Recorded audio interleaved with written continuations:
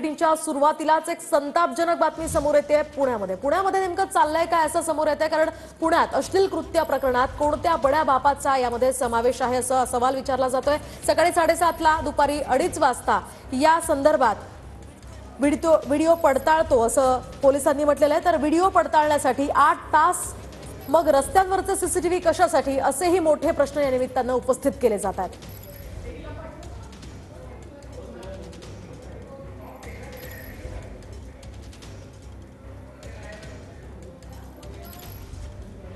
आज सकाळी 7:30 वाजण्याच्या सुमारास पोलीस स्टेशन येरवडा हद्दीमधील शास्त्रीनगर चौकामध्ये एक तरुण आपल्या 4 चाकी वाहनातून त्याच्या उजव्या बाजूचा दरवाजा उघडून खाली उतरताना दिसून येत आहे आणि त्यानंतर तो सार्वजनिक ठिकाणी लघुशंका करताना आणि अश्लील वर्तन करताना दिसत आहे। सदरबाबतची माहिती प्रसार माध्यमातून पोलिसांना मिळाल्यानंतर संबंधितावर गुन्हा दाखल करण्याची प्रक्रिया सुरू केलेली आहे आणि संबंधिताचा शोध घेण्याकरता आपली शोध पथके रवाना झालेली आहेत। गुन्हा नेमका कधीपर्यंत दाखल होईल? सदर प्रकरणामध्ये गुन्हा दाखल करण्याचं काम चालू असल्यामुळे आता मी त्याची ओळख ही डिस्क्लोज करू शकत नाहीये, परंतु निश्चितच आपण लवकरच त्याला ताब्यामध्ये घेत आहोत।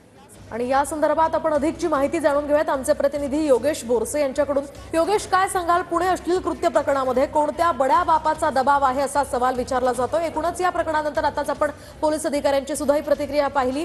काय नेमकं या प्रकरणामध्ये अधिकची माहिती मिळते?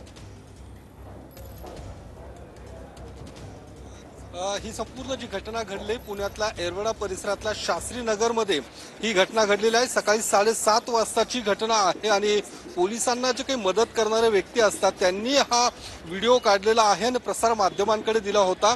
मात्र 7:30 वाजल्यानंतर आतापर्यंत या घटनेवरती गुन्हा दाखल झालेला नाहीये। पोलीस या सगळ्या घटनेची चौकशी करतायत आणि पोलिसांकडून जी काही माहिती मिळालेली आहे त्यानुसार या सगळ्या संदर्भातली जी काही माहिती आहे पोलिसांना मिळालेली आहे, तो तरुण नेमका कोण आहे, गाडीचा मालक नेमका कोण आहे या संदर्भात माहिती ही मिळालेली आहे। मात्र अद्यापपर्यंत त्या तरुणाला ताब्यात घेण्यात आलेलं नाहीये। बड्या बापाची ही खरं तर हा मुलगा असल्याचे समोर आलेला आहे, त्यामुळे पोलिसांवरती दबाव आहे की काय हा देखील प्रश्न या निमित्तानं उपस्थित केला जात आहे। कारण जवळपास 7 ते 8 तास उलटलेले आहेत, अद्यापपर्यंत या तरुणाला ताब्यात का घेतलं जात नाहीये। पोलिसांकडून जी माहिती मिळालेली आहे त्याची माहिती पोलिसांना मिळाली असली सुद्धा तरी सुद्धा ताब्यात का घेतलं जात नाही हा एक प्रश्न या निमित्ताने उपस्थित आहे।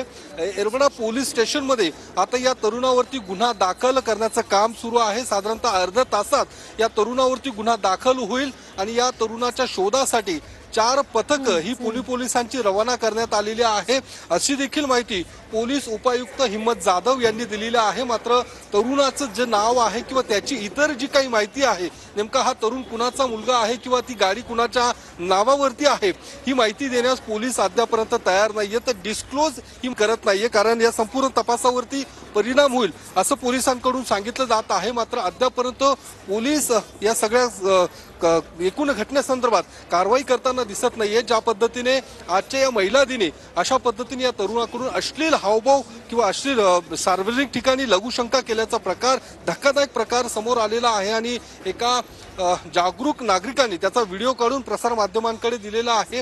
हे संपूर्ण प्रकरण घडून जवळपास 7 ते 8 तास उलटलेत, अद्यापर्यंत पोलीस या तरुणावरती किंवा त्याच्या कुटुंबियांवरती कारवाई का करत नाही, ती गाडी अद्यापर्यंत जप्त का केली जात नाहीये। कारण याच पोलीस स्टेशनच्या अंतर्गत काही महिन्यांपूर्वी पोर्शे कार अपघात घडला होता आणि त्यानंतर हा प्रकार आताच आपण पोलीस अधिकाऱ्यांची एक प्रतिक्रिया पाहिली, त्यामध्ये पोलीस म्हणतात पडताळण्यासाठी आता 8 तास लागतील किंवा या संदर्भातली पडताळणी सुरू आहे, मग रस्त्यांवरचे सीसीटीव्ही कशासाठी असा एक मोठा सवाल सुद्धा या निमित्तानं उपस्थित केला जातोय। अगदी खरं आहे, सीसीटीव्हीच्या आधारावरती आणि जो व्हिडिओ समोर आलेला आहे त्या व्हिडिओतनं स्पष्ट तो तरुण दिसतोय, त्याची गाडी दिसते, त्या तरुणाने मद्यपान केलं होतं हे देखील त्या व्हिडिओमध्ये स्पष्ट होताना पाहायला मिळते।